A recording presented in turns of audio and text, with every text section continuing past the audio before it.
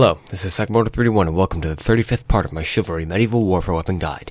In this episode, we take a look at the final axe unlock available for the Man-at-Arms class, the Dane Axe. All numbers are good this week.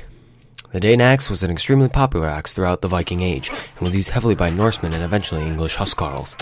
This weapon has more in common with a militarized meat cleaver than a conventional axe, and was capable of creating vicious gashes into opponents. The Dane Axe deals swing blunt damage for the LMB and mouse down attacks, while doing just blunt damage for the mouse up attack. The archer, when struck by an LMB attack, will receive 68 damage to the head, 54 to the body, and 43 to the legs. This devastating attack will kill an archer in 2 hits. The mouse down attack does significantly more damage, coming in at 84 damage to the head, 68 to the body, and 54 to the legs.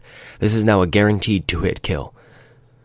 The mouse up attack does prove weak, but rather fast. At 25 damage to the head, 20 to the body, and 16 to the legs, the archer can take a considerable number of stabs from the Dane Axe. The Man-at-Arms class is slightly more resistive. This shows in the LMB's damage. The LMB attack will only do 60 damage to the head, 48 to the body, and 30 to the legs. A 3-hit kill is the most likely outcome. The mouse down attack deals a significant 75 damage to the head, 60 to the body, and 48 to the legs. Just shy of a 2-hit kill guarantee. However, 3 hits is usually never needed.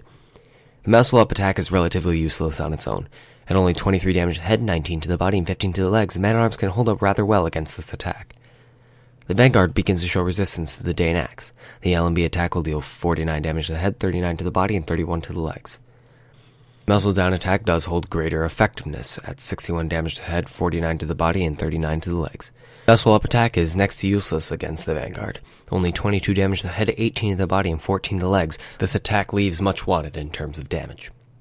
The Knight is the most heavily armored class and therefore has the biggest resistance.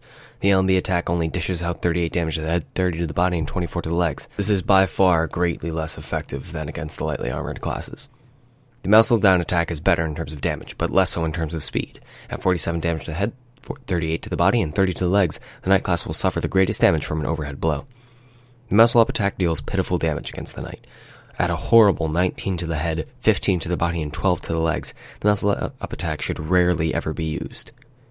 The Dane Axe is a curious weapon as far as damage goes. High amounts of mouse down damage with pitifully poor amounts of mouse up damage.